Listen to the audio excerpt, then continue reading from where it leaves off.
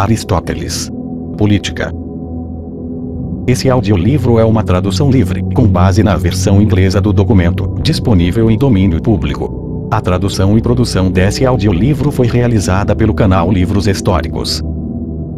Para facilitar a compreensão do audiolivro, algumas alterações e simplificações foram feitas, visando a melhor compreensão. Livro 3. Seção 1. Aquele que deseja investigar a essência e os atributos de vários tipos de governos deve, antes de tudo, determinar o que é um Estado. Atualmente, essa é uma questão disputada. Alguns dizem que o Estado realizou um certo ato, outros, não foi o Estado, mas a oligarquia ou o tirano. E o legislador ou estadista está inteiramente preocupado com o Estado, uma constituição ou governo, sendo um arranjo dos habitantes de um Estado. Mas um Estado é composto, como qualquer outro todo formado por muitas partes. Estes são os cidadãos, que o compõem. É evidente, portanto, que devemos começar perguntando: quem é o cidadão e qual é o significado do termo? Pois aqui novamente pode haver uma diferença de opinião.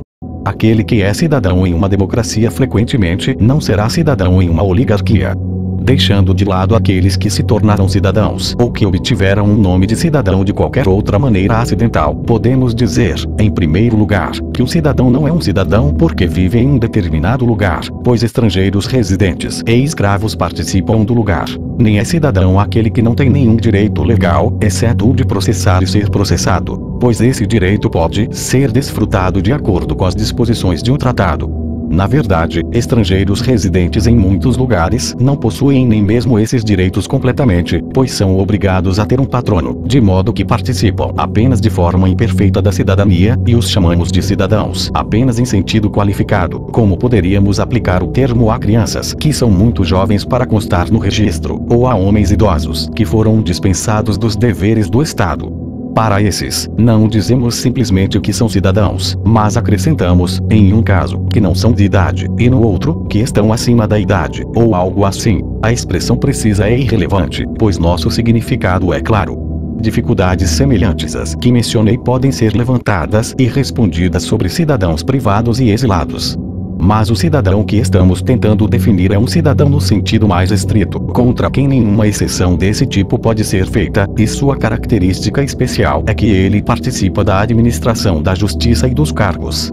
Agora, alguns cargos são descontínuos, e não é permitido que as mesmas pessoas os ocupem duas vezes, ou só podem ocupá-los após um intervalo fixo. Outros não têm limite de tempo, por exemplo, o cargo de um dicasta ou eclesiasta. Pode-se, de fato, argumentar que esses não são magistrados de forma alguma, e que suas funções não lhes dão nenhuma participação no governo. Mas certamente é ridículo dizer que aqueles que têm o poder não governam. Não vamos nos deter mais nisso, que é uma questão puramente verbal. O que queremos é um termo comum que inclua tanto o dicasta quanto o eclesiasta. Vamos chamá-lo, para fins de distinção, de cargo indefinido, e assumiremos que aqueles que participam desse cargo são cidadãos. Esta é a definição mais abrangente de um cidadão e se adequa melhor a todos os que são geralmente chamados assim. Mas não devemos esquecer que coisas cujos princípios subjacentes diferem em tipo, um deles sendo primeiro, outro segundo, outro terceiro, não têm, quando consideradas nesta relação, nada, ou quase nada, digno de menção em comum. Agora vemos que os governos diferem em tipo, e que alguns deles são anteriores e outros posteriores. Aqueles que são falhos ou pervertidos são necessariamente posteriores aos que são perfeitos. O que queremos dizer com perversão será explicado posteriormente. O cidadão, então, necessariamente difere em cada forma de governo, e nossa definição é mais adequada ao cidadão de uma democracia, mas não necessariamente aos outros estados. Pois em alguns estados o povo não é reconhecido, nem tem uma assembleia regular, mas apenas extraordinárias, e as ações são distribuídas por sessões entre os magistrados. Em Esparta, por exemplo, os éforos decidem ações sobre contratos, que eles distribuem entre si, enquanto os anciãos são juízes de homicídio, e outras causas são decididas por outros magistrados. Um princípio semelhante prevalece em Cartago. Lá, certos magistrados decidem todas as causas. Podemos, de fato, modificar nossa definição de cidadão para incluir esses estados.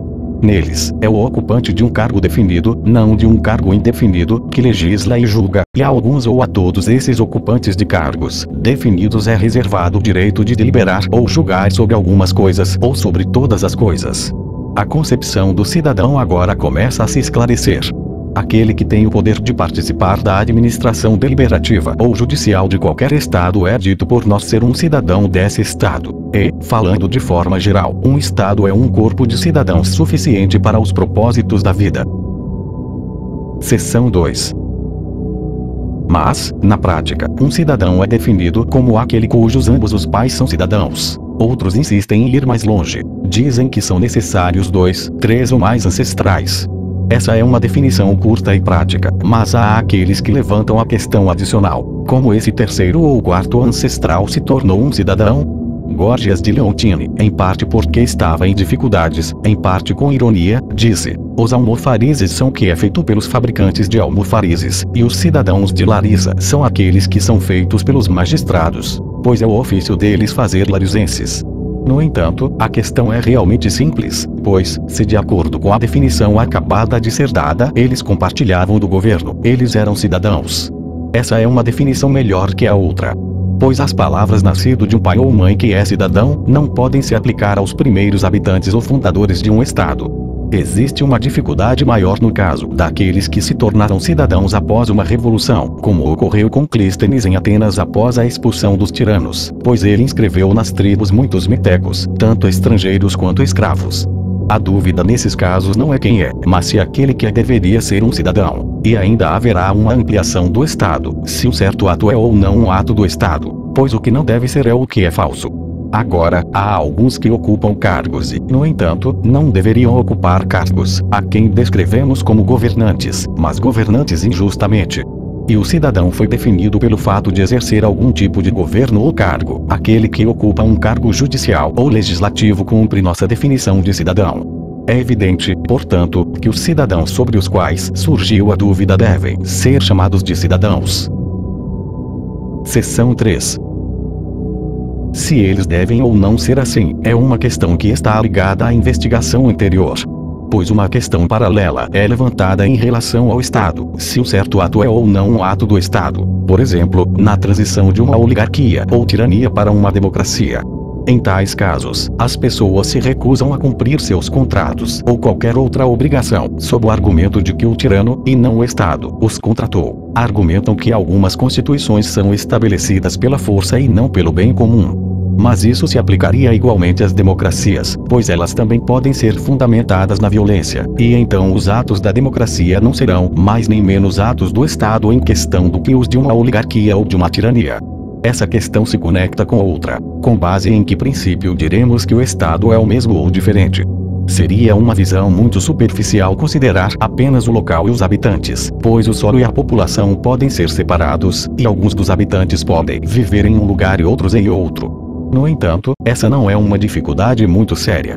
Basta observar que a palavra Estado é ambígua. É ainda perguntado, quando os homens que vivem no mesmo lugar devem ser considerados como uma única cidade, qual é o limite? Certamente não é a parede da cidade, pois você poderia cercar toda a península do Peloponeso com uma parede. Podemos dizer o mesmo de Babilônia e de qualquer cidade que tenha o âmbito de uma nação em vez de uma cidade. Dizem que Babilônia foi tomada por 3 dias antes que parte dos habitantes percebesse o fato. No entanto, essa dificuldade pode ser adiada para outra ocasião. O estadista tem que considerar o tamanho do Estado e se ele deve consistir de mais de uma nação ou não. Novamente, diremos que, enquanto a raça dos habitantes, assim como seu local de residência, permanecerem os mesmos, a cidade também é a mesma, embora os cidadãos estejam sempre morrendo e nascendo, assim como chamamos os rios e fontes de os mesmos, embora a água esteja sempre fluindo e voltando. Ou diremos que as gerações de homens, assim como os rios, são as mesmas, mas que o Estado muda? Pois, uma vez que o Estado é uma parceria e é uma parceria de cidadãos em uma Constituição, quando a forma de governo muda e se torna diferente, então pode-se supor que o Estado não é mais o mesmo, assim como um coro trágico difere de um coro cômico, embora os membros de ambos possam ser idênticos. E dessa forma falamos de toda a união ou composição de elementos como diferente quando a forma de sua composição se altera. Por exemplo, uma escala contendo os mesmos sons é dita ser diferente, dependendo se é utilizado o modo dórico ou frígio. E se isso é verdade, é evidente que a identidade do Estado consiste principalmente na identidade da Constituição, e ele pode ser chamado ou não pelo mesmo nome, quer os habitantes sejam os mesmos ou totalmente diferentes. É uma questão completamente diferente se um Estado deve ou não cumprir compromissos quando a forma de governo muda. Seção 4. Há um ponto quase relacionado com o anterior: se a virtude de um homem bom e de um bom cidadão é a mesma ou não. Mas, antes de entrar nessa discussão, devemos primeiro obter alguma noção geral da virtude do cidadão. Assim como um marinheiro, o cidadão é membro de uma comunidade. Agora, os marinheiros têm funções diferentes, pois um deles é remador, outro é piloto, e um terceiro é vigia, um quarto é descrito por algum termo semelhante. E enquanto a definição precisa da virtude de cada indivíduo se aplica exclusivamente a ele, há, ao mesmo tempo, uma definição comum aplicável a todos eles. Pois todos eles têm um objetivo comum, que é a segurança na navegação. Da mesma forma, um cidadão difere de outro, mas a salvação da comunidade é o negócio comum de todos eles. Essa comunidade é a Constituição. A virtude do cidadão deve, portanto, ser relativa à Constituição da qual ele é membro. Se, então, existem muitas formas de governo, é evidente que não há uma única virtude do bom cidadão que seja uma virtude perfeita. Mas dizemos que o homem bom é aquele que tem uma única virtude, que é uma virtude perfeita. Portanto, é evidente que o bom cidadão não precisa necessariamente possuir a virtude que faz um bom homem. A mesma pergunta pode ser abordada por outro caminho, a partir de uma consideração sobre a melhor Constituição. Se o Estado não pode ser inteiramente composto por homens bons, e no entanto espera-se que cada cidadão faça bem o seu próprio negócio, e deve, portanto, ter virtude, ainda assim, na medida em que todos os cidadãos não podem ser iguais, a virtude do cidadão e do homem bom não podem coincidir. Todos devem ter a virtude do bom cidadão, assim, e somente assim, o Estado pode ser perfeito. Mas eles não terão a virtude de um bom homem, a menos que assumamos que, no bom Estado, todos os cidadãos devem ser bons. Novamente, o Estado, como composto de desiguais, pode ser comparado ao ser vivo, assim como os primeiros elementos em que o ser vivo é resolvido são alma e corpo. Como a alma é composta de princípio racional e apetite, a família de marido e mulher, a propriedade de mestre e escravo, assim de todos esses, bem como de outros elementos diferentes, o Estado é composto. E, portanto, a virtude de todos os cidadãos não pode ser absolutamente a mesma, assim como a excelência do líder de um coro não é a mesma do intérprete que está ao seu lado. Eu disse o suficiente para mostrar porque os dois tipos de virtude não podem ser absoluta e sempre os mesmos. Mas haverá então algum caso em que a virtude do bom cidadão e a virtude do bom homem coincidam. Para isso, respondemos que o bom governante é um homem bom e sábio, e aquele que deseja ser um estadista deve ser um homem sábio. E algumas pessoas dizem que até mesmo a educação do governante deve ser de um tipo especial, pois as crianças dos reis não são instruídas em equitação e exercícios militares. Como diz Eurípides, nenhum truque sutil para mim, apenas o que o Estado exige. Como se houvesse uma educação especial necessária para um governante. Se, então, a virtude de um bom governante é a mesma de um bom homem, e assumimos ainda que o súdito é um cidadão, além de ser o governante, a virtude do bom cidadão e a virtude do bom homem não podem ser absolutamente as mesmas, embora em alguns casos possam ser, pois a virtude de um governante difere da de um cidadão. Foi o senso dessa diferença que fez Jasão dizer que sentia fome quando não era um tirano, significando que ele não conseguia suportar viver em uma posição privada. Mas, por outro lado, pode-se argumentar que os homens são elogiados por saberem tanto como governar quanto obedecer, e que ele é chamado de cidadão de virtude aprovada, quem é capaz de fazer ambos. Agora, se supusermos que a virtude de um homem bom é aquela que governa, e que a virtude do cidadão inclui governar e obedecer, não pode ser dito que são igualmente dignos de elogio. Portanto, como às vezes se pensa que o governante e o governado devem aprender coisas diferentes e não as mesmas, mas que o cidadão deve conhecer e participar de ambas, a conclusão é óbvia. De fato, existe a regra de um mestre, que lida com tarefas serviço. O mestre não precisa saber como executá-las, mas pode empregar outros para executá-las. O outro seria degradante. E com o outro eu quero dizer o poder de realmente fazer tarefas serviço, que variam muito em caráter e são executadas por várias classes de escravos, como, por exemplo, artesãos, que, como o nome sugere, vivem pelo trabalho de suas mãos. Entre eles está incluído um mecânico. Portanto, nos tempos antigos e entre algumas nações, as classes trabalhadoras não tinham participação no governo, um privilégio que eles só adquiriram sob a democracia extrema. Certamente o homem bom, o estadista e o bom cidadão não devem aprender as habilidades de inferiores, exceto para seu uso ocasional. Se eles as praticarem habitualmente, deixará de haver distinção entre mestre e escravo. Esta não é a regra da qual estamos falando, mas há uma regra de outro tipo, que é exercida sobre homens livres e iguais por nascimento, uma regra constitucional, que o governante deve aprender obedecendo, assim como aprenderia os deveres de um general de cavalaria, obedecendo a um general de cavalaria, ou os deveres de um general de infantaria, obedecendo a um general de infantaria, e tendo comandado um regimento e uma companhia. Foi bem dito que quem nunca aprendeu a obedecer não pode ser um bom comandante. Os dois não são os mesmos, mas o bom cidadão deve ser capaz de ambos. Ele deve saber como governar como um homem livre e como obedecer como um homem livre. Essas são as virtudes de um cidadão. E, embora a temperança e a justiça de um governante sejam diferentes das de um súdito, a virtude de um homem bom incluirá ambas. Pois a virtude do homem bom, que é livre e também súdito, por exemplo, sua justiça, não será uma só, mas compreenderá tipos distintos, um qualificando para governar, o outro para obedecer, e diferido assim como a temperança e a coragem de homens e mulheres diferem. Pois um homem seria considerado covarde se não tivesse mais coragem do que uma mulher corajosa, e uma mulher seria considerada loquaz se não impusesse mais restrição em sua conversa do que o homem bom. E, de fato, sua parte na administração da casa é diferente, pois o dever de um é adquirir e o do outro é preservar. Apenas a sabedoria prática é característica do governante. Parece que todas as outras virtudes devem igualmente pertencer ao governante e ao súdito. A virtude do súdito certamente não é a sabedoria, mas apenas a opinião verdadeira. Ele pode ser comparado ao fabricante de flautas, enquanto seu mestre é como o tocador de flauta ou o usuário da flauta. A partir destas considerações, pode-se obter a resposta à pergunta se a virtude do homem bom é a mesma que a do bom cidadão ou diferente, e em que medida é a mesma, e em que medida é diferente. Seção 5. Ainda resta uma pergunta sobre o cidadão. Será que somente um verdadeiro cidadão que tem uma parte em cargos, ou mecânico deve ser incluído?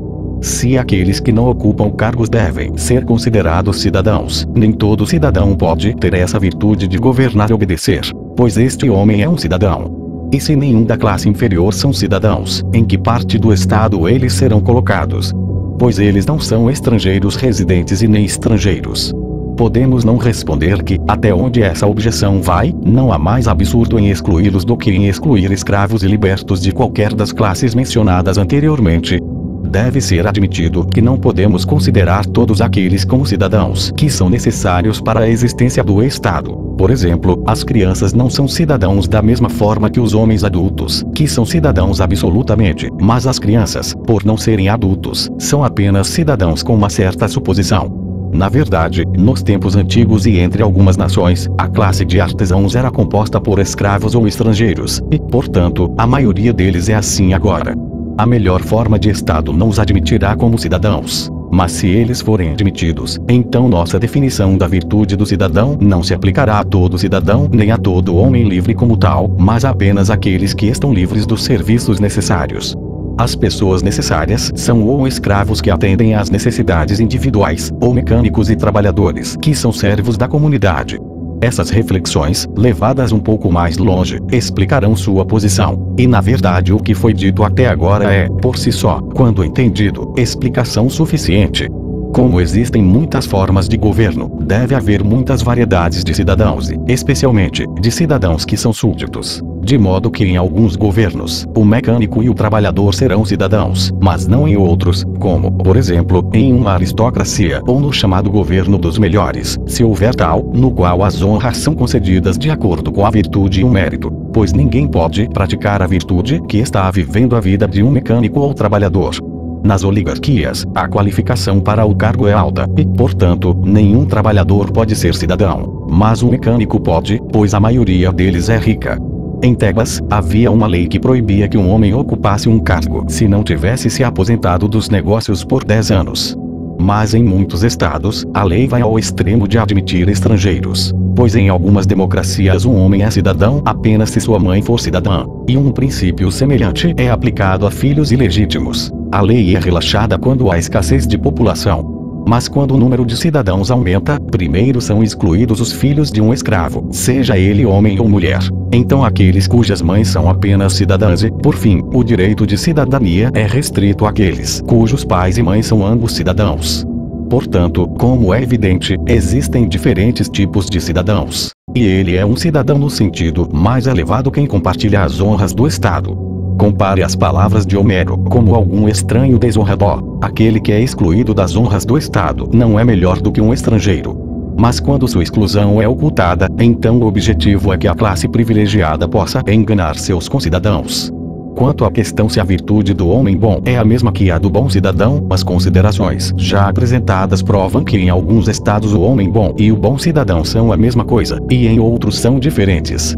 Quando são a mesma coisa, nem todo cidadão é um homem bom, mas apenas o estadista e aqueles que têm ou podem ter, sozinhos ou em conjunto com outros, a condução dos assuntos públicos. Seção 6. Tendo determinado essas questões, temos a seguir que considerar se há apenas uma forma de governo ou muitas, e se muitas, quais são elas, quantas são e quais são as diferenças entre elas. Uma Constituição é a organização das magistraturas em um Estado, especialmente a mais elevada de todas. O governo é soberano em todo o Estado, e a Constituição é, de fato, o governo. Por exemplo, em democracias, o povo é supremo, mas em oligarquias, são os poucos. E, portanto, dizemos que essas duas formas de governo também são diferentes. E assim em outros casos. Primeiramente, vamos considerar qual é o propósito de um Estado e quantas formas de governo existem para regular a sociedade humana. Já dissemos, na primeira parte deste tratado, quando discutimos a administração doméstica e o governo de um mestre, que o homem é, por natureza, um animal político. E, portanto, os homens, mesmo quando não necessitam da ajuda mútua, desejam viver juntos. Não porque eles também são reunidos por seus interesses comuns na medida em que cada um alcança algum grau de bem-estar. Este é certamente o principal objetivo, tanto dos indivíduos como dos estados. E também, em prol da própria vida, na qual possivelmente existe algum elemento nobre, desde que os males da existência não superem em grande parte o bem, a humanidade se reúne e mantém a comunidade política. E todos vemos que os homens se apegam à vida, mesmo à custa de suportar grandes infortúnios, parecendo encontrar na vida um doce e natural contentamento. Não há dificuldade em distinguir os vários tipos de autoridade. Eles já foram frequentemente definidos em discussões fora da escola. O governo de um mestre, embora o escravo por natureza e o mestre por natureza tenham, na realidade, os mesmos interesses, é exercido primordialmente visando ao interesse do mestre, mas considera o escravo acidentalmente, uma vez que, se o escravo perecer, o governo do mestre perece com ele. Por outro lado, o governo de uma esposa, de filhos e de uma casa, que chamamos de administração doméstica, é exercido em primeiro lugar para o bem dos governados, ou para o bem comum de ambas as partes, mas essencialmente para o bem dos governados, como vemos ser o caso na medicina, ginástica e nas artes em geral, que estão apenas acidentalmente preocupadas com o bem dos artistas. Pois não há motivo pelo qual o treinador não possa às vezes praticar ginástica, e o timoneiro é sempre um dos tripulantes. O treinador ou timoneiro considera o bem daqueles confiados ao seu cuidado. Mas, quando ele é uma das pessoas cuidadas, ele participa acidentalmente da vantagem, pois o timoneiro também é um marinheiro, e o treinador se torna um dos que estão em treinamento. E assim na política, quando o Estado é estruturado com base no princípio da igualdade e semelhança, os cidadãos acreditam que devem ocupar cargos por turnos.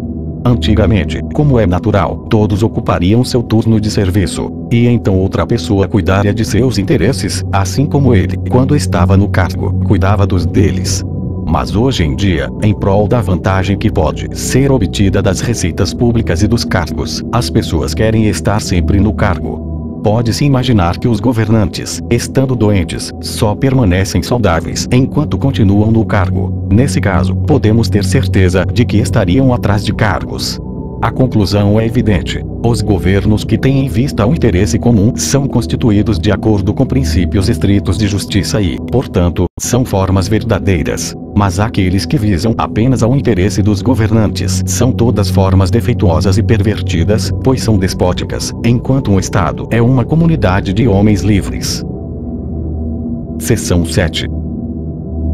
Tendo determinado esses pontos, temos a seguir que considerar quantas formas de governo existem e o que são. E, em primeiro lugar, quais são as formas verdadeiras, pois quando estas forem determinadas, as perversões delas se tornarão imediatamente aparentes. As palavras Constituição e governo têm o mesmo significado, e o governo, que é a autoridade suprema nos estados, deve estar nas mãos de alguns poucos ou de muitos. Portanto, as formas verdadeiras de governo são aquelas em que os poucos ou os muitos governam com vistas ao interesse comum. Mas os governos que governam com vistas ao interesse privado, seja de alguns poucos ou de muitos, são perversões. Pois os membros de um Estado, se forem verdadeiros cidadãos, devem participar de suas vantagens. Das formas de governo em que governa, chamamos aquela que considera os interesses comuns de realeza ou monarquia. Aquela em que mais de mas não muitos, governam, chamamos aristocracia. E é assim chamada, seja porque os governantes são os melhores homens, seja porque têm em mente os melhores interesses do Estado e dos cidadãos. Mas quando os cidadãos em geral administram o Estado visando ao interesse comum, o governo é chamado pelo nome genérico, uma Constituição. E há uma razão para esse uso da linguagem. Um homem ou alguns poucos podem se destacar em virtude, mas, à medida que o número aumenta, torna-se mais difícil para eles alcançar a perfeição em todos os tipos de virtude, embora possam alcançá-la na virtude militar, pois esta é encontrada nas massas. Portanto, em um governo constitucional, os combatentes têm o poder supremo, e aqueles que possuem armas são os cidadãos. Das formas mencionadas acima, as perversões são as seguintes: da realeza, a tirania; da aristocracia, a oligarquia; do governo constitucional, a democracia. Pois a tirania é uma espécie de monarquia que visa apenas ao interesse do monarca, a oligarquia visa ao interesse dos ricos, a democracia, ao dos necessitados, nenhuma delas ao bem comum de todos. Seção 8. No entanto, existem dificuldades com relação a essas formas de governo, e, portanto, será necessário explicar um pouco mais detalhadamente a natureza de cada uma delas. Pois aquele que deseja fazer um estudo filosófico das várias ciências e não considera apenas a prática, não deve ignorar ou omitir nada, mas deve expor a verdade em todos os aspectos. Como eu estava dizendo, a tirania é a monarquia exercendo o domínio de um mestre sobre a sociedade política. A oligarquia ocorre quando homens de posses têm o governo em suas mãos. A democracia, o oposto, ocorre quando os necessitados, e não os homens de posses, são os governantes. E aqui surge a primeira de nossas dificuldades, relacionada à distinção feita. Pois a democracia é dita ser o governo dos muitos. Mas e se os muitos forem homens de posses e detiverem o poder? Da mesma forma, a oligarquia é dita ser o governo dos poucos. Mas e se os pobres forem menos numerosos que os ricos e detiverem o poder porque são mais fortes? Nesses casos, a distinção que fizemos entre essas diferentes formas de governo já não seria válida. Suponhamos, mais uma vez, que acrescentemos riqueza aos poucos e pobreza aos muitos, e nomeemos os governos de acordo com isso. Uma oligarquia é dita ser aquela em que os poucos e os ricos, e uma democracia é aquela em que os muitos e os pobres são os governantes. Ainda haverá uma dificuldade. Pois, se as únicas formas de governo são aquelas já mencionadas, como descreveremos os outros governos também mencionados por nós, nos quais os ricos são mais numerosos e os pobres são menos numerosos, e ambos governam em seus respectivos estados? O argumento parece mostrar que, quer em oligarquias ou em democracias, o número do corpo governante, seja o maior número, como em uma democracia, seja o menor número, como em uma oligarquia, é um acidente devido ao fato de que os ricos em toda parte são poucos e os pobres são numerosos. Mas, se assim for, há um mal-entendido sobre as causas da diferença entre eles. Pois a verdadeira diferença entre democracia e oligarquia é a pobreza e a riqueza. Onde quer que os homens governem por causa de sua riqueza, seja poucos ou muitos, isso é uma oligarquia, e onde os pobres governam, isso é uma democracia. Mas, na verdade, os ricos são poucos e os pobres são muitos, pois poucos têm posses, enquanto a liberdade é desfrutada por todos, e a riqueza e a liberdade são os fundamentos pelos quais os partidos oligárquicos e democráticos reivindicam o poder no Estado. Seção 9. Comecemos considerando as definições comuns de oligarquia e democracia, e o que é justiça oligárquica e democrática. Pois todos os homens se apegam a algum tipo de justiça, mas suas concepções são imperfeitas e não expressam a ideia completa. Por exemplo, eles consideram a justiça como igualdade, mas apenas para iguais. e a desigualdade é considerada, e é, justiça. No entanto, isso não vale para todos, mas apenas para os desiguais. Quando as pessoas são omitidas, os homens julgam erroneamente. A razão para isso é que eles estão julgando a si mesmos, e a maioria das pessoas é má juíza em seu próprio caso. E, uma vez que a justiça implica uma relação com pessoas, bem como com coisas, e uma distribuição justa, como já disse em ética, implica a mesma proporção entre pessoas e coisas. Eles concordam sobre a igualdade das coisas, mas discordam sobre a igualdade das pessoas, principalmente pelas razões que acabei de dar, porque são maus juízes de seus próprios assuntos. E, em segundo lugar, porque ambas as partes na discussão estão falando de uma justiça limitada e parcial, mas imaginam que estão falando de justiça absoluta. Pois uma parte, se for desigual em um aspecto, como riqueza, considera-se desigual em todos, e a outra parte, se for igual em um aspecto, como nascimento livre, considera-se igual em todos. Mas elas deixam de lado o ponto crucial. Pois se os homens se encontrassem e se associassem apenas em razão da riqueza, sua participação no Estado seria proporcional à sua propriedade, e a doutrina oligárquica pareceria prevalecer. Não seria justo que aquele que pagasse uma mina tivesse a mesma participação de 100 minas, seja no principal ou nos lucros, que aquele que pagasse as 99 restantes. No entanto, um Estado existe em busca de uma boa vida, e não apenas da vida em si. Se apenas a vida fosse o objetivo, escravos e animais brutos poderiam formar um Estado, mas não podem, pois não têm participação na felicidade ou em uma vida de livre escolha. Nenhum Estado existe em busca de aliança e segurança contra a injustiça, nem mesmo em busca de troca e intercâmbio mútuo, pois então os tirrenos e os cartagineses e todos os que têm tratados comerciais uns com os outros seriam cidadãos de um Estado. É verdade que eles têm acordos sobre importações, e compromissos de não prejudicar uns aos outros em suas trocas, e artigos escritos de aliança. Mas não há magistrados comuns às partes contratantes que farão cumprir seus compromissos. Diferentes estados têm suas próprias magistraturas. Nenhum estado se preocupa em garantir que os cidadãos do outro sejam como deveriam ser, nem garante que aqueles que estão sob os termos do tratado não façam mal ou maldade a ninguém, mas apenas que não façam injustiça uns aos outros. Enquanto aqueles que se preocupam com um bom governo levam em consideração a virtude e o vício nos estados.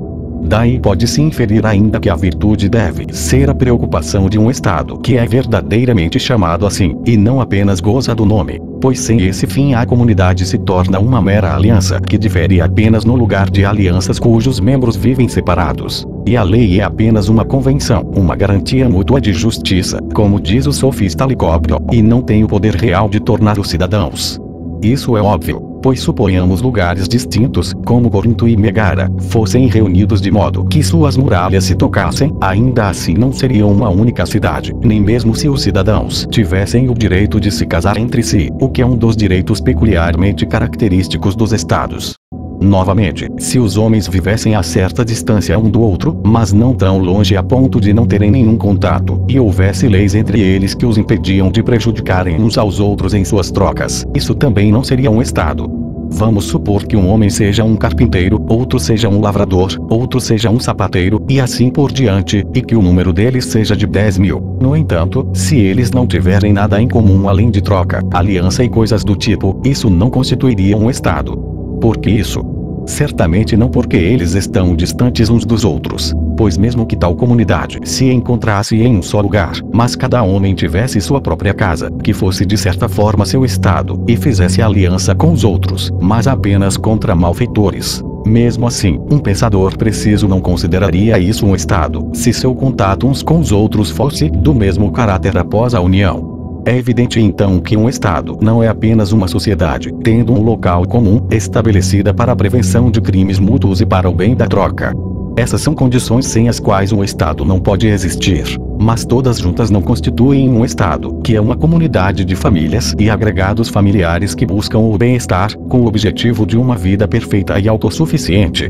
Uma comunidade dessa só pode ser estabelecida entre aqueles que vivem no mesmo lugar e se casam entre si. Daí surgem nas cidades laços familiares, irmandades, sacrifícios comuns, diversões que atraem os homens. Mas esses são criados pela amizade, pois a vontade de viver juntos é a amizade. O objetivo do Estado é a boa vida, e esses são os meios para alcançá-lo. O Estado é a união de famílias e aldeias em uma vida perfeita e autossuficiente, o que quer dizer uma vida feliz e honrada. Nossa conclusão, então, é que a sociedade política existe em prol de ações nobres, e não apenas de companhia. Portanto, aqueles que mais contribuem para tal sociedade têm uma participação maior nela do que aqueles que possuem a mesma liberdade ou nobreza de nascimento, mas são inferiores a eles em virtude política, ou do que aqueles que os superam em riqueza, mas são superados por eles em virtude.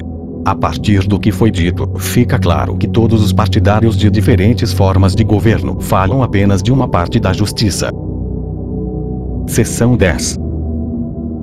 Também existe uma dúvida sobre qual deve ser o poder supremo no Estado. Será a multidão? Ou os ricos?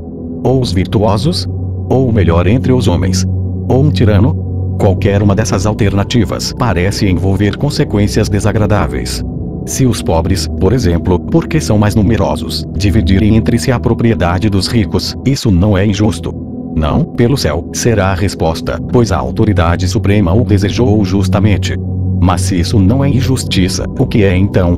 Novamente, quando na primeira divisão tudo foi tomado e a maioria divide novamente a propriedade da minoria, não é evidente que, se isso continuar, eles arruinarão o Estado. No entanto, a virtude certamente não é a ruína daqueles que a possuem, nem a justiça é destrutiva de um Estado. Portanto, essa lei de confisco claramente não pode ser justa. Se fosse, todos os atos de um tirano devem necessariamente ser justos, pois ele apenas coage outros homens com poder superior, da mesma forma que a multidão coage os ricos. Mas é justo então que os poucos e os ricos sejam os governantes. E se eles, da mesma forma, roubarem e saquearem o povo, isso é justo. Se assim for, o outro caso também será justo. Mas não há dúvida de que todas essas coisas estão erradas e injustas. Então, deveriam os virtuosos governar e ter o poder supremo? Mas, nesse caso, todos os outros, sendo excluídos do poder, serão desonrados. Pois os cargos de um Estado são postos de honra, e se um grupo de homens sempre os ocupa, o restante deve ser privado deles. Será então bom que o único melhor entre os homens governe? Não, isso é ainda mais oligárquico, pois o número daqueles que são desonrados aumenta assim.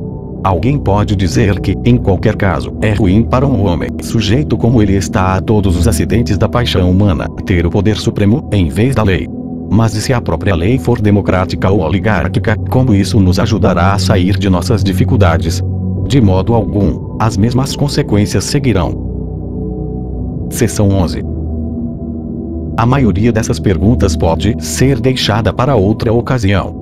O princípio de que a multidão deve ser suprema em vez dos poucos melhores é um princípio mantido, e, embora não esteja isento de dificuldades, parece conter um elemento de verdade. Pois a maioria, da qual cada indivíduo é apenas uma pessoa comum, quando se reúne, pode muito bem ser melhor do que os poucos bons, se considerados não individualmente, mas coletivamente, assim como um banquete para o qual muitos contribuem é melhor do que um jantar fornecido por uma única bolsa. Pois cada indivíduo entre os muitos tem uma parcela de virtude e prudência, e quando se reúnem, eles se tornam de certa forma um homem, que tem muitos pés, mãos e sentidos. Isso é uma representação de sua mente e disposição.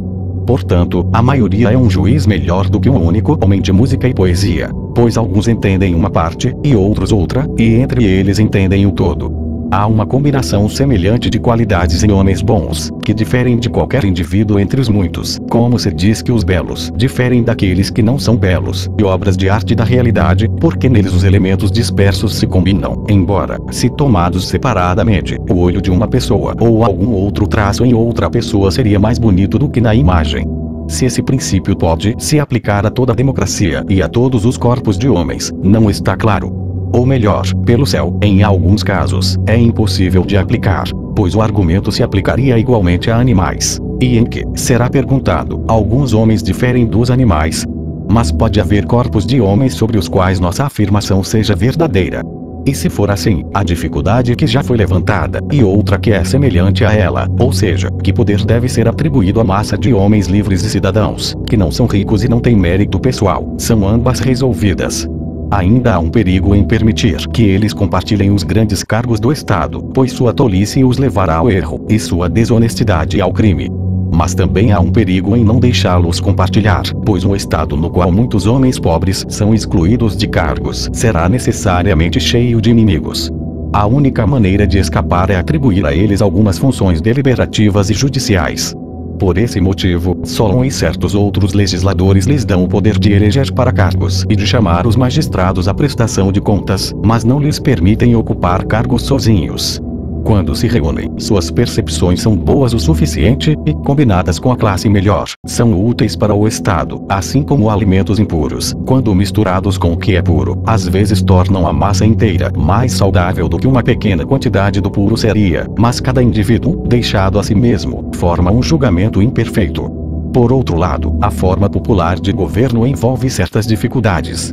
Em primeiro lugar, poderia ser objetado que aquele que pode julgar a cura de um doente seria alguém que pudesse curar sua doença e torná-lo são, isto é, em outras palavras, o médico, e assim em todas as profissões e artes. Portanto, o médico deve ser chamado a prestar contas pelos médicos, assim como os homens em geral devem ser chamados a prestar contas pelos seus pares. Mas os médicos são de 3 tipos. Há um médico comum, o médico de classe mais alta e, em terceiro lugar, o homem inteligente que estudou a arte. Em todas as artes existe essa classe, e atribuímos a eles o poder de julgar tanto quanto aos professores da arte. Em segundo lugar, não se aplica o mesmo princípio às eleições, pois uma eleição correta só pode ser feita por aqueles que têm conhecimento. Aqueles que conhecem geometria, por exemplo, escolherão corretamente um geométrico, e aqueles que sabem pilotar, um piloto. E mesmo que haja algumas ocupações e artes em que pessoas particulares têm a capacidade de escolher, certamente não podem escolher melhor do que aqueles que sabem. Portanto, de acordo com esse argumento, nem a eleição de magistrados, nem a responsabilização deles, deve ser confiada à maioria.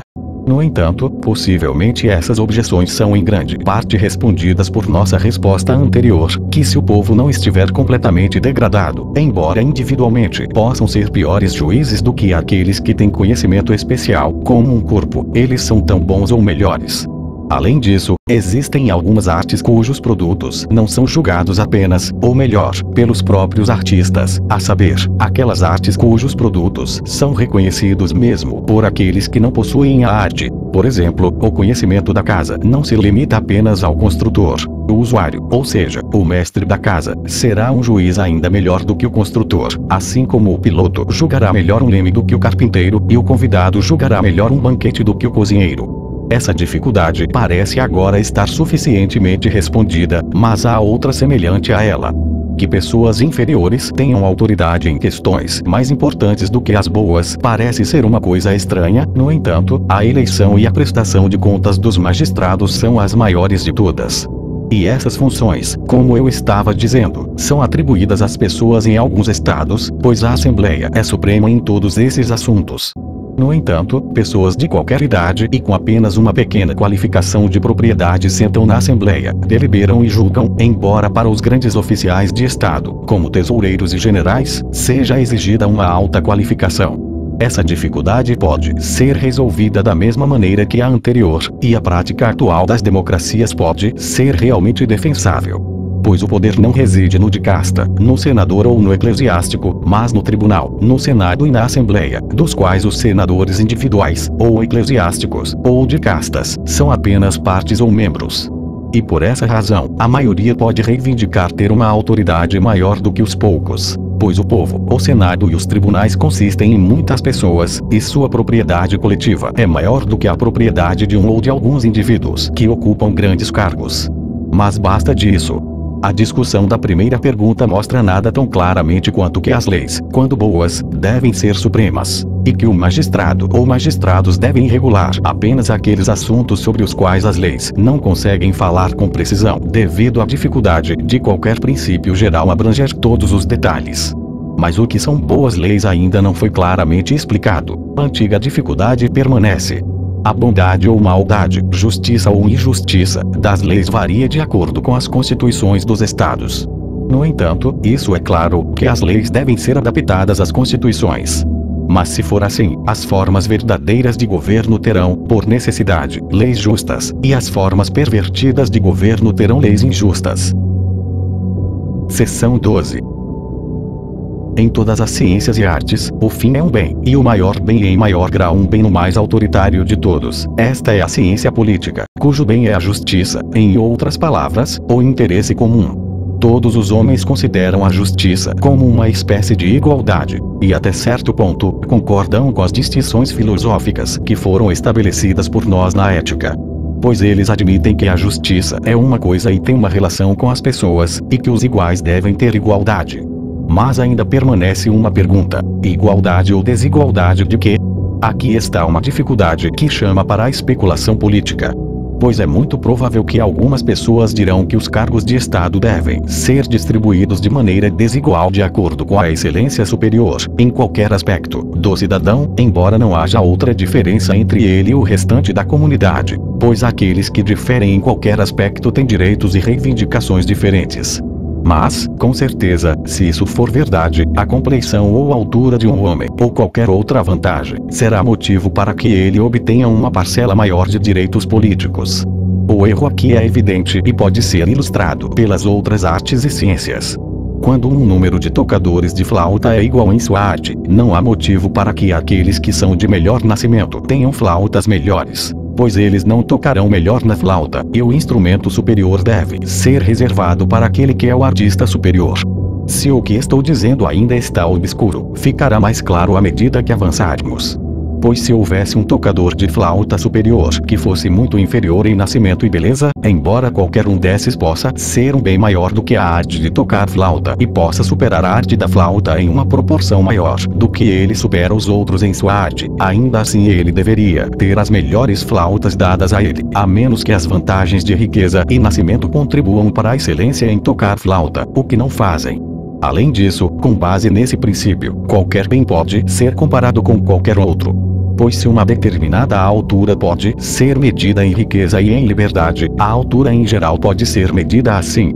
Assim, se se destaca na altura mais do que bem na virtude, mesmo que a virtude em geral supere a altura ainda mais, todos os bens serão comensuráveis. Pois se uma certa quantidade é melhor do que outra, é claro que outra será igual. Mas, uma vez que nenhuma comparação desse tipo pode ser feita, é evidente que há uma boa razão pela qual, na política, os homens não baseiam seu direito a cargos em todos os tipos de desigualdades, assim como nas artes. Pois se alguns são lentos e outros rápidos, isso não é motivo para que os tenha pouco e outros muito. É em competições atléticas que essa excelência é recompensada. Enquanto as reivindicações rivais de candidatos a cargos só podem ser baseadas na posse de elementos que entram na composição de um Estado.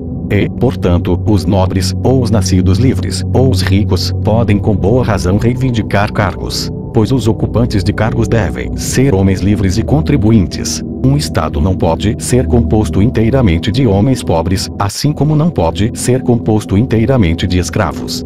Mas se a riqueza e a liberdade são elementos necessários, a justiça e a coragem também o são, pois sem as qualidades anteriores um Estado não pode existir de forma alguma, sem as últimas, não pode existir bem. Seção 13. Se a existência do Estado for a única consideração, então pareceria que todas, ou pelo menos algumas, dessas reivindicações são justas. Mas, se considerarmos uma vida boa, então, como já disse, a educação e a virtude têm reivindicações superiores.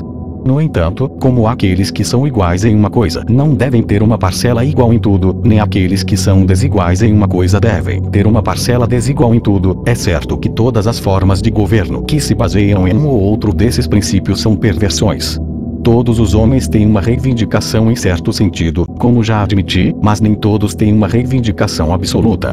Os ricos reivindicam porque têm uma parcela maior da terra, e a terra é o elemento comum do Estado. Além disso, geralmente são mais confiáveis em contratos.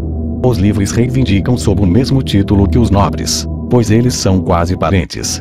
Pois os nobres são cidadãos em um sentido mais verdadeiro do que os ignóbeis, e a boa origem é sempre valorizada na terra natal e no país de um homem. Outro motivo é que aqueles que descendem de ancestrais melhores têm mais probabilidade de serem melhores homens, pois a nobreza é a excelência da raça. A virtude também pode ser verdadeiramente dita ter uma reivindicação, pois a justiça foi reconhecida por nós como uma virtude social, e implica todas as outras. Novamente, os muitos podem apresentar sua reivindicação contra os poucos, pois, quando considerados coletivamente e comparados com os poucos, eles são mais fortes, mais ricos e melhores. Mas, e se os bons, os ricos, os nobres e as outras classes que compõem o Estado, vivem todos juntos na mesma cidade, haverá ou não alguma dúvida sobre quem deve governar? Não há dúvida nenhuma em determinar quem deve governar em cada uma das formas de governo mencionadas acima. Pois os estados são caracterizados por diferenças em seus corpos governantes, um deles tem o governo dos ricos, outro dos virtuosos, e assim por diante. Mas surge uma dificuldade quando todos esses elementos coexistem. Como podemos decidir? Suponhamos que os virtuosos sejam muito poucos em número. Podemos considerar seus números em relação às suas responsabilidades e perguntar se são suficientes para administrar o Estado, ou se são suficientes para formar um Estado. Objeções podem ser levantadas contra todos os aspirantes ao poder político. Pois aqueles que fundamentam suas reivindicações na riqueza ou na família podem ser considerados como não tendo uma base de justiça. Com base nesse princípio, se uma pessoa for mais rica do que todas as outras, é claro que ela deveria governá-las. Da mesma forma, aquele que se destaca muito por seu nascimento deveria ter a superioridade sobre todos aqueles que reivindicam por serem nascidos livres. Em uma aristocracia, o governo dos melhores, uma dificuldade semelhante surge em relação à virtude, pois se um cidadão for melhor do que os outros membros do governo, por melhor que sejam, ele também, com base no mesmo princípio de justiça, deveria governá-los. E se as pessoas devem ser supremas porque são mais fortes do que os poucos, então, se uma pessoa, ou mais de uma, mas não a maioria, for mais forte do que muitos, eles deveriam governar, e não os muitos. Todas essas considerações parecem mostrar que nenhum dos princípios nos quais os homens reivindicam o direito de governar e de subjugar todos os outros homens é estritamente correto. Para aqueles que reivindicam ser mestres do governo com base em sua virtude ou sua riqueza, os muitos podem responder justamente que eles mesmos frequentemente são melhores e mais ricos do que os poucos, não digo individualmente, mas coletivamente. E outra objeção engenhosa que é às vezes apresentada pode ser respondida de maneira semelhante. Algumas pessoas duvidam se o legislador que deseja fazer leis mais justas deve legislar visando o bem das classes mais altas ou das massas, quando ocorre o caso que mencionamos. Agora, o que é justo ou correto deve ser interpretado no sentido de o que é igual, e aquilo que é correto no sentido de ser igual deve ser considerado com referência ao benefício do Estado e o bem comum dos cidadãos. E um cidadão é aquele que compartilha no governo e é governado. Ele difere sob diferentes formas de governo, mas no melhor estado, é aquele que é capaz e disposto a ser governado e a governar com vista à vida da virtude. No entanto, se houver uma pessoa, ou mais de uma, embora não em número suficiente para compor o complemento completo de um Estado, cuja virtude seja tão preeminente que as virtudes ou a capacidade política de todos os outros não admitam comparação com a dele ou deles, ele ou eles não podem mais ser considerados como parte de um Estado, pois a justiça não será feita ao superior se ele for considerado apenas como igual àqueles que são tão inferiores a ele em virtude e capacidade política. Tal pessoa pode verdadeiramente ser considerada um Deus entre os homens. Daí vemos que a legislação se preocupa necessariamente apenas com aqueles que são iguais em nascimento e capacidade, e que para homens de virtude preeminente não há lei, eles são eles próprios uma lei. Qualquer pessoa que tentasse fazer leis para eles seria ridícula. Eles provavelmente retrucariam o que, na fábula de Antístenes, os leões disseram às lebres, quando no conselho das feras, estas começaram a discursar e reivindicar igualdade para todos.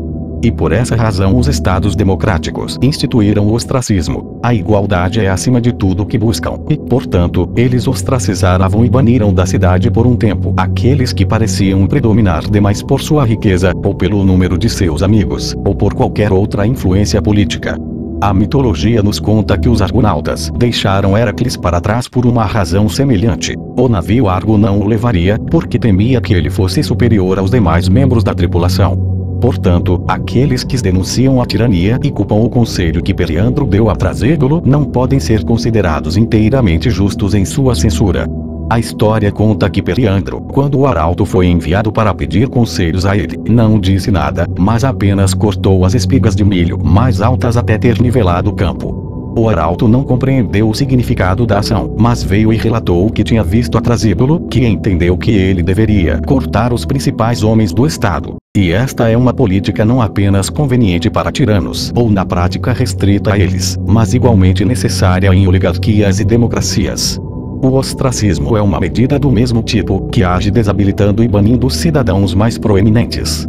Grandes potências fazem o mesmo com cidades e nações inteiras, como os atenienses fizeram com os samianos, quienses e lesdos. Assim que obtiveram uma firme aderência ao império, humilharam seus aliados em desacordo com os tratados. E o rei persa repetidamente esmagou os medos, babilônios e outras nações, quando seu espírito foi despertado pela lembrança de sua antiga grandeza. O problema é universal e afeta igualmente todas as formas de governo, tanto as verdadeiras quanto as falsas. Pois, embora formas pervertidas visando seus próprios interesses possam adotar essa política, aquelas que buscam o interesse comum também o fazem. A mesma coisa pode ser observada nas artes e ciências. O pintor não permitirá que a figura tenha um pé que, embora bonito, não esteja em proporção, nem o construtor de navios permitirá que a proa ou qualquer outra parte da embarcação seja desmedidamente grande, assim como um mestre de coral não permitirá que alguém que cante mais alto ou melhor do que todos os outros cante no coro. Os monarcas também podem praticar a coerção e ainda viver em harmonia com suas cidades, se seu próprio governo for para o interesse do Estado. Portanto, quando há uma superioridade reconhecida, o argumento a favor do ostracismo se baseia em uma espécie de justiça política. Certamente seria melhor que o legislador, desde o início, ordenasse seu Estado de forma a não precisar de tal remédio. Mas, se a necessidade surgir, a próxima melhor coisa é que ele deve se esforçar para corrigir o mal por meio desta ou de alguma medida semelhante. No entanto, o princípio ainda não foi totalmente aplicado de maneira justa nos estados. Em vez de considerarem o bem de sua própria constituição, eles usaram o ostracismo para fins faciosos. É verdade que sob formas pervertidas de governo e de seu ponto de vista especial, tal medida é justa e conveniente, mas também é claro que não é absolutamente justa.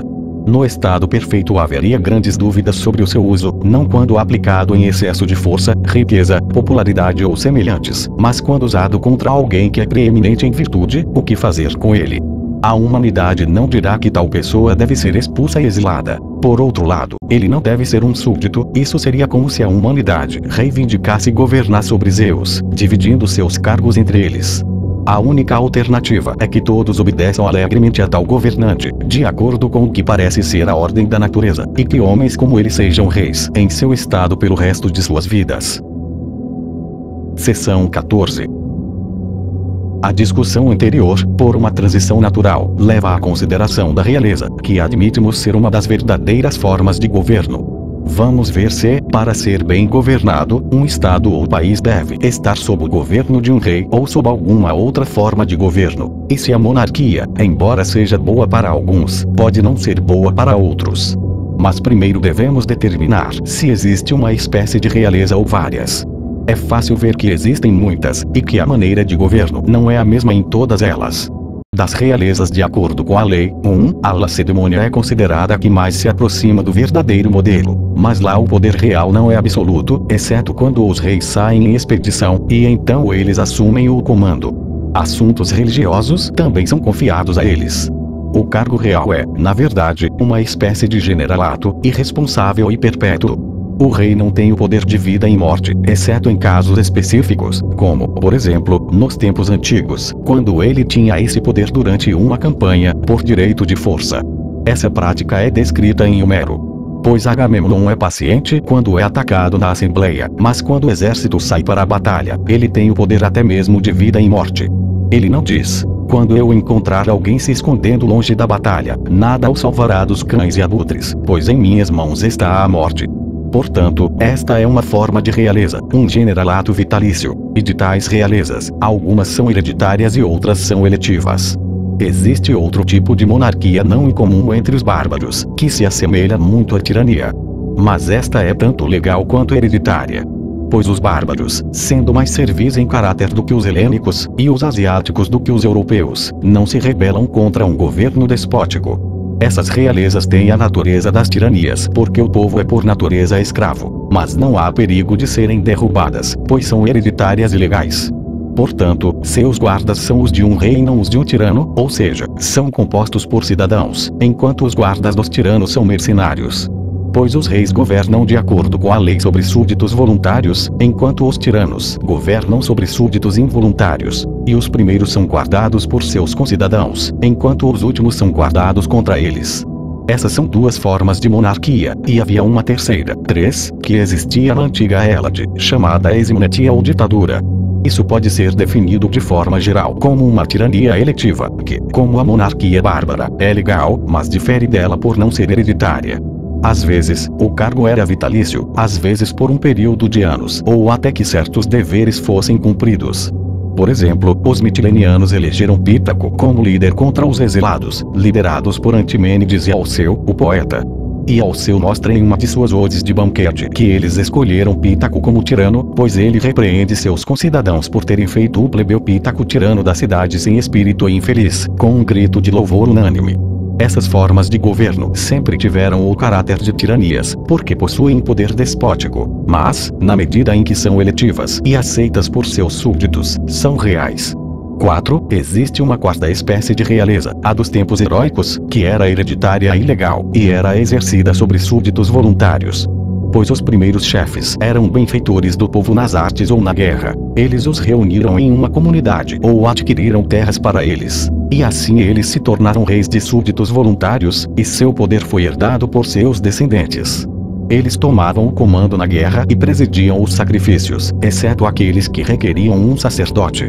Eles também decidiam causas com ou sem um juramento, e quando juravam, a forma do juramento era esticar seu cetro. Nos tempos antigos, seu poder se estendia continuamente a todas as coisas, tanto na cidade quanto no campo, bem como em terras estrangeiras. Mas em épocas posteriores, eles renunciaram a vários desses privilégios, e outros foram retirados pelo povo, até que em alguns estados nada restou para eles além dos sacrifícios. E onde eles mantinham mais da realidade, tinham apenas o direito de liderança na guerra além das fronteiras. Estes são, portanto, os 4 tipos de realeza.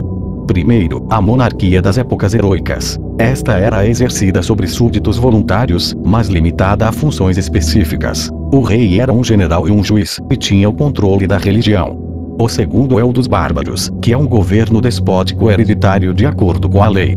O terceiro é o poder do chamado eximete ou ditador. Este é uma tirania eletiva. O quarto é o lacedemônio, que na verdade é um generalato, hereditário e perpétuo. Essas 4 formas diferem umas das outras da maneira que as descrevi. 5. Existe uma quinta forma de governo real na qual alguém tem o controle sobre tudo, assim como cada nação ou cada estado tem o controle de assuntos públicos. Essa forma corresponde ao controle de uma casa. Pois assim como a administração doméstica é o governo real de uma casa, o governo real é a administração doméstica de uma cidade, de uma nação ou de muitas nações. Seção 15. Dessas formas, só precisamos considerar 2, a lacedemônia e a monarquia absoluta, pois a maioria das outras se encontra entre elas, tendo menos poder do que a última e mais do que a primeira. Assim, a investigação se resume a 2 pontos. Primeiro, é vantajoso para o Estado que haja um general perpétuo e, em caso afirmativo, o cargo deve ser restrito a uma única família ou aberto aos cidadãos por turno. Em segundo lugar, é bom que um único homem tenha o poder supremo em todas as coisas. A primeira pergunta se enquadra na categoria de leis, em vez de constituições, pois o generalato perpétuo pode existir igualmente sob qualquer forma de governo, de modo que este assunto pode ser deixado de lado por enquanto. O outro tipo de monarquia é uma espécie de constituição. Esta é o que temos agora que considerar e rapidamente repassar as dificuldades envolvidas nela. Começaremos investigando se é mais vantajoso ser governado pelo melhor homem ou pelas melhores leis. Os defensores da monarquia alegam que as leis falam apenas em termos gerais e não podem lidar com circunstâncias específicas, e que é absurdo que qualquer ciência se limite a regras escritas. No Egito, o médico pode alterar seu tratamento após o 4º dia, mas se o fizer antes, ele assume o risco. Portanto, é claro que um governo que age de acordo com as leis escritas não é o melhor. No entanto, certamente o governante não pode dispensar o princípio geral que existe na lei, e um governante que é desprovido de paixão é melhor do que aquele em quem a paixão é inata. Enquanto a lei é impassível, a paixão sempre influenciará o coração do homem. Sim, alguém pode argumentar, mas, por outro lado, o indivíduo será mais capaz de deliberar em casos específicos. Então, o melhor homem deve legislar, e as leis devem ser promulgadas, mas essas leis não terão autoridade quando falharem, embora em todos os outros casos mantenham sua autoridade. Mas quando a lei não pode determinar um ponto de vista ou não o faz bem, quem deve decidir? O único melhor homem ou todos? De acordo com nossa prática atual, as assembleias se reúnem, julgam, deliberavam e decidem, e seus julgamentos se referem a casos individuais. Agora, qualquer membro da Assembleia, considerado separadamente, é certamente inferior ao homem sábio. Mas o Estado é composto por muitos indivíduos. E, como um banquete para o qual todos os convidados contribuem é melhor do que um banquete fornecido por um único homem, uma multidão é o melhor juiz de muitas coisas do que qualquer indivíduo. Além disso, os muitos são mais incorruptíveis do que os poucos. Eles são como a maior quantidade de água, que é menos facilmente corrompida do que um pouco. O indivíduo está sujeito a ser dominado pela raiva ou por alguma outra paixão, e então o seu julgamento é necessariamente pervertido. Mas é difícil supor que um grande número de pessoas fiquem todas zangadas e errem ao mesmo tempo. Suponhamos que sejam os homens livres e que nunca atuem em violação da lei, mas preencham as lacunas que a lei é obrigada a deixar. Ou, se tal virtude é dificilmente alcançável pela multidão, só precisamos supor que a maioria são bons homens e bons cidadãos, e perguntar qual será mais incorruptível, o único bom governante ou os muitos que são todos bons. Não serão os muitos. Mas, você dirá, pode haver fações entre eles, enquanto o único homem não está dividido contra si mesmo. A isso podemos responder que seu caráter é tão bom quanto o dele. Se chamarmos o governo de muitos homens, todos eles bons, de aristocracia, o governo de um homem só de monarquia, então a aristocracia será melhor para os estados do que a monarquia, quer o governo seja apoiado pela força ou não, desde que se encontre um número de homens igualmente virtuosos. Os primeiros governos eram monarquias provavelmente por este motivo, porque no passado, quando as cidades eram pequenas, homens de virtude eminente eram poucos. Além disso, eles foram feitos reis porque eram benfeitores, e benefícios só podem ser concedidos por homens bons. Mas quando muitas pessoas igualmente meritórias surgiram, não suportando mais a preeminência de um só, desejaram uma república e estabeleceram uma constituição. A classe dominante logo se deteriorou e enriqueceu às custas do tesouro público. A riqueza tornou-se o caminho para a honra, e assim as oligarquias cresceram naturalmente. Essas evoluíram para tiranias e tiranias para democracias, pois o amor pelo ganho nas classes dominantes sempre tendeu a diminuir o número delas e, assim, a fortalecer as massas, que no final se voltaram contra seus senhores e estabeleceram democracias. Desde que as cidades cresceram em tamanho, nenhum outro tipo de governo parece mais fácil de estabelecer. Mesmo supondo que o princípio a ser mantido é que o poder real é a melhor coisa para os estados, como fica a família do rei? Se seus filhos o sucederem, e não forem melhores do que qualquer outra pessoa, isso será prejudicial. Mas, diz o amante da realeza, o rei, embora possa, não passará seu poder para seus filhos. No entanto, isso é difícil de esperar e é pedir muito da natureza humana. Há também uma dificuldade quanto à força que ele deve usar. O rei deve ter guardas ao seu redor, com cuja ajuda ele pode coagir os refratários. Senão, como administrará seu reino? Mesmo se ele for o soberano legal, que não faz nada arbitrariamente ou contrário à lei, ainda assim ele deve ter alguma força com a qual manterá a lei. No caso de uma monarquia limitada, não há muita dificuldade em responder a essa pergunta. O rei deve ter uma força que seja superior à de um ou mais indivíduos, mas não maior do que a do povo. Os antigos observam esse princípio quando nomeavam guardas para qualquer pessoa que nomeassem ditador ou tirano. Assim, quando Dionísio pediu aos siracusanos que lhe permitissem ter guardas, alguém sugeriu que deveriam dar-lhe apenas um determinado número. Seção 16. Neste ponto da discussão, surge a questão sobre o rei que age exclusivamente de acordo com sua própria vontade. A chamada monarquia limitada, ou monarquia de acordo com a lei, como já observei, não é uma forma de governo distinta, pois sob todos os governos, como, por exemplo, em uma democracia ou aristocracia, pode haver um general no cargo vitalício, e frequentemente uma única pessoa é elevada ao domínio da administração do Estado. Um cargo desse tipo existe em Epidâmno e também em Olpo, embora na última cidade o poder seja mais limitado. Agora, a monarquia absoluta, ou o governo arbitrário de um soberano sobre todos os cidadãos em uma cidade composta por iguais, é considerada por alguns como totalmente contrária à natureza. Argumenta-se que aqueles que são naturalmente iguais devem ter o mesmo direito e valor naturais, e que é tão prejudicial que os desiguais tenham uma parcela igual, ou que iguais tenham uma parcela desigual, nos cargos do Estado, quanto para diferentes constituições físicas terem a mesma comida e roupa. Portanto, acredita-se que, entre iguais, todos devem ser governados, assim como governar, e que todos devem ter sua vez. Chegamos, assim, à lei, pois uma ordem de sucessão implica a existência da lei. E argumenta-se que o governo da lei é preferível ao de qualquer indivíduo. Com base no mesmo princípio, mesmo que seja melhor para certos indivíduos governar, eles devem ser nomeados apenas como guardiões e ministros da lei. Pois deve haver magistrados, isso é admitido, mas então os homens dizem que dar autoridade a qualquer indivíduo quando todos são iguais é injusto. Pode haver casos que a lei parece ser incapaz de determinar, mas em tais casos um homem pode ser que a lei treine oficiais com esse propósito específico e os designe para decidir questões que não foram resolvidas por ela, segundo o melhor de seu julgamento. Além disso, permite que eles façam qualquer alteração nas leis existentes que a experiência sugerir. Portanto, aquele que ordena que a lei governe pode ser considerado como ordenando que apenas Deus e a razão governem, enquanto aquele que ordena que o homem governe adiciona um elemento da besta, pois o desejo é uma fera selvagem, e a paixão perverte as mentes dos governantes, mesmo quando são os melhores dos homens. A lei é a razão não afetada pelo desejo. Dizem-nos que um paciente deve chamar o médico. Ele não ficará melhor se for medicado com base em um livro. Mas o paralelo com as artes claramente não se aplica, pois o médico não faz nada contrário às regras por motivos de amizade. Ele apenas cura um paciente e recebe uma taxa. Enquanto os magistrados fazem muitas coisas por despeito e parcialidade. E, na verdade, se um homem suspeitasse que o médico estava em conluio com seus inimigos para destruí-lo por suborno, ele preferiria recorrer ao livro. Mas, certamente, os médicos, quando estão doentes, chamam outros médicos, e instrutores, quando estão em treinamento, chamam outros instrutores, como se não pudessem julgar com precisão sobre seu próprio caso e pudessem ser influenciados por seus sentimentos.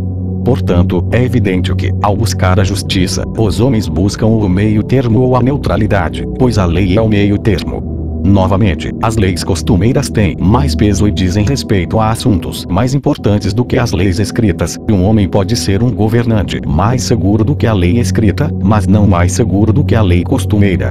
Além disso, não é nada fácil para um único homem supervisionar muitas coisas. Ele terá que nomear vários subordinados, e que diferença faz se esses subordinados sempre existiram ou foram nomeados por ele porque ele precisava deles? Se, como eu disse antes, o homem bom tem o direito de governar porque é melhor, ainda assim 2 homens bons são melhores do que um, como diz o ditado, 2 juntos, e como a oração de Agamemnon, quem me dera ter 10 conselheiros assim. E, nos dias de hoje, existem magistrados, como juízes, que têm autoridade para decidir algumas questões que a lei é incapaz de determinar, uma vez que ninguém duvida que a lei comandaria e decidiria da melhor maneira o que pudesse. Mas algumas coisas podem ser compreendidas pela lei, enquanto outras não podem, e daí surge a próxima questão: se a melhor lei ou o melhor homem deve governar. Pois detalhes sobre os quais os homens deliberam não podem ser incluídos na legislação. Ninguém nega que a decisão de tais questões deve ser deixada para o homem, mas argumenta-se que deve haver muitos juízes, e não apenas um. Pois todo governante que foi treinado pela lei julga bem, e certamente pareceria estranho que uma pessoa veja melhor com 2 olhos, ou ouça melhor com 2 ouvidos, ou haja melhor com 2 mãos ou pés, do que muitos com muitos. Na verdade, já é prática dos reis criar muitos olhos e ouvidos, mãos e pés para si próprios. Pois eles fazem colegas daqueles que são amigos de si mesmos e de seus governos. Eles devem ser amigos do monarca e de seu governo. Se não forem seus amigos, não farão o que ele quer. Mas amizade implica semelhança e igualdade. E, portanto, se ele acha que seus amigos devem governar, ele deve pensar que aqueles que são iguais a ele e parecidos com ele devem governar igualmente com ele. Estas são as principais controvérsias relacionadas à monarquia. Seção 17. Mas será que tudo isso pode ser verdade em alguns casos e não em outros? Pois existe, por natureza, uma justiça e uma vantagem apropriada ao governo de um mestre, outra ao governo real, outra ao governo constitucional, mas não há nenhuma naturalmente apropriada à tirania, ou a qualquer outra forma pervertida de governo, pois essas surgem contrariamente à natureza. Agora, pelo menos a julgar pelo que foi dito, é manifesto que, quando os homens são semelhantes e iguais, não é nem vantajoso nem justo que um homem seja senhor de todos, quer existam leis, quer não existam leis, mas ele mesmo está no lugar da lei. Nenhum homem bom deve ser senhor de homens bons, nenhum homem mau de homens maus. Nem, mesmo que ele sobressaia em virtude, deve ele ter o direito de governar, a menos em um caso particular, ao qual já aludi, e ao qual voltarei mais uma vez. Mas antes de tudo, devo determinar que naturezas são adequadas para o governo por um rei, e quais para uma aristocracia, e quais para um governo constitucional. Um povo que, por natureza, é capaz de produzir uma raça superior na virtude necessária para o governo político e adequado para o governo real, e um povo que se submete a ser governado como homens livres por homens cuja virtude os torna capazes de comandar politicamente e adaptado para uma aristocracia, enquanto o povo que é adequado para a liberdade constitucional é aquele entre os quais existe naturalmente uma multidão guerreira capaz de governar e obedecer por sua vez de acordo com uma lei que concede cargos aos bem-sucedidos de acordo com seu mérito. Mas quando toda uma família ou algum indivíduo acontece ser tão eminente em virtude a ponto de superar a todos os outros, então é justo que eles sejam a família real e supremo sobre todos, ou que este cidadão seja o rei de toda a nação. Pois, como eu disse antes, dar-lhes autoridade não é apenas agradável ao fundamento do direito que os fundadores de todos os estados, quer aristocráticos, ou oligárquicos, ou novamente democráticos, estão acostumados a apresentar, pois todos eles reconhecem o direito da excelência, embora não a mesma excelência, mas está de acordo com o princípio já estabelecido.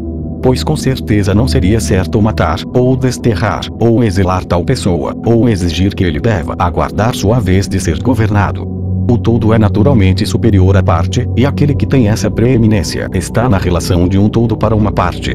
Mas se assim for, a única alternativa é que ele deve ter o poder supremo, e que a humanidade deve obedecê-lo, não por sua vez, mas sempre. Essas são as conclusões a que chegamos sobre a realeza e suas várias formas, e esta é a resposta à pergunta se é ou não vantajosa para os estados, e a quais, e como. Seção 18.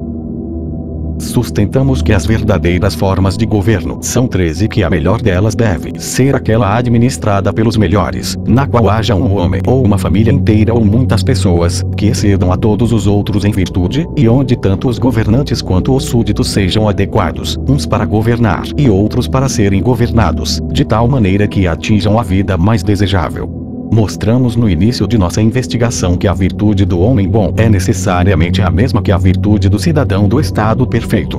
Portanto, da mesma forma e pelos mesmos meios pelos quais um homem se torna verdadeiramente bom, ele estabelecerá um estado a ser governado por uma aristocracia ou por um rei, e a mesma educação e os mesmos hábitos se mostrarão adequados para fazer um homem bom e um homem apto a ser um estadista ou um rei. Tendo chegado a essas conclusões, devemos prosseguir para falar sobre o estado perfeito e descrever como ele é criado e estabelecido.